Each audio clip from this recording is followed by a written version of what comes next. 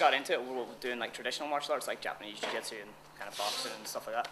And like, yeah, just saw some of the tapes like they were kicking around like in HMP stuff of the Ultimate Fighting Championship, and it kind of got into my head and stuff, like, you know, just getting different styles and different athletes against each other and stuff. And I kind of thought that's the level was all over the place, but I got some of the UK MMA videos and saw it and thought, like, the stuff I was doing, I felt like I beat the guys because the level wasn't that great at the time. And then I kind of just basically rang up a promoter and said, here, I want to fight in your show. And he said, yeah. And basically I said, like, I bet you I could beat your champion. And he was like, no, you couldn't. I went, yeah, I could. He said, right, you can fight him in about 4 months' time. I was like, yep, did that, beat him, and keep going since then. Here, I'm kicking my hips back. Here, I'm reaching to his forehead and driving into him, putting him back in his heels. That's going to kill his takedown. From there, I can stuff his head, stand back up. Or you can more grapple inclined, you can front head lock and do all that shit. So when he takes that shot, turning my head, destroying his head position, coming back up. So that's all you got for a minute. He takes a shot, destroy his head position. Basically, yeah, definitely. Like, it's a lot more professional. Like, you know, before, like, all the original coaches here, we pretty much had a self-taught, like, teach ourselves how to do stuff. Like, we never really had coaches. We just kind of figured it out for ourselves.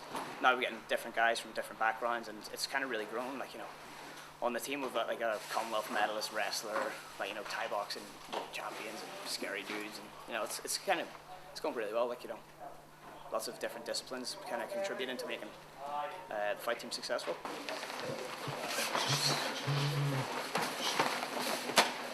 Basically, my first fight, I got paid like about £50 for travel expenses, and after that, now I'm getting paid quite well, where I can make a living out of it to a certain degree.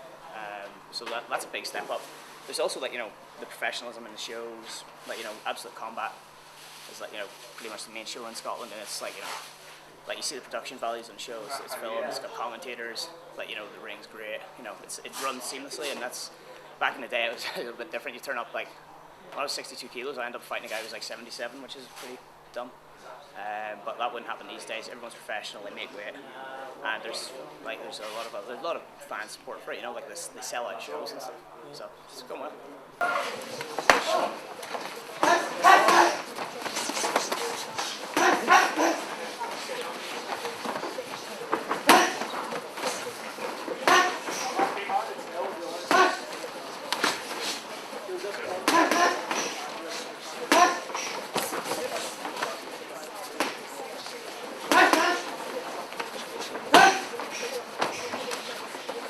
I'd like to basically, like, one of the main reasons I'm fighting so I can become a better coach, but like, my fight career is doing alright, so I'm basically like the biggest, all guys kind of aspire to being in my weight category anyway, the WEC or one of the big Japanese organizations, and if the next 2 or 3 fights come off the way they hope they will, like, I can just pretty much see myself there, but I've got a lot of work to do, need to get better.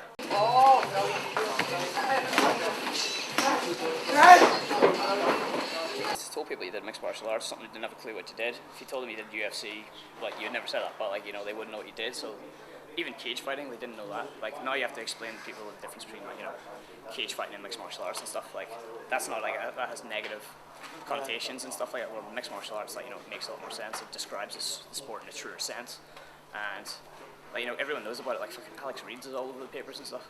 He's a decent guy, but like, you know, he's better than him.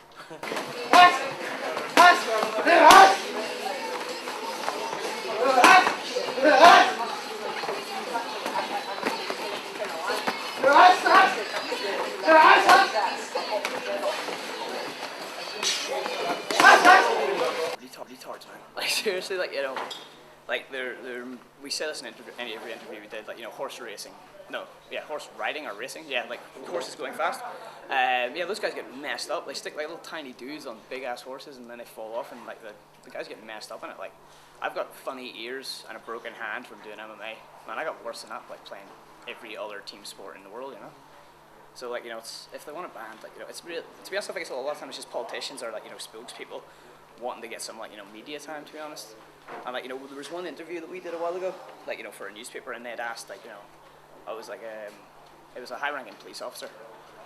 He literally said in the article that I've no idea, I'm not entirely sure what cage fighting is, but I find it morally detestable. And I was like, yeah, well, you don't know what it is. You haven't been to a show. You've never seen it. You've never seen, like, the hours. Like, seeing guys like, you know, like no one's getting hurt, we're sparring in a controlled environment, like, and guys working together, and you see the guys are all athletes, you know, like they're as like well conditioned as any other. To be honest, I reckon, like, you know, a lot of the professional teams, like, you know, soccer and stuff, like a lot of our guys are better athletes. Like they put in more time, they train harder.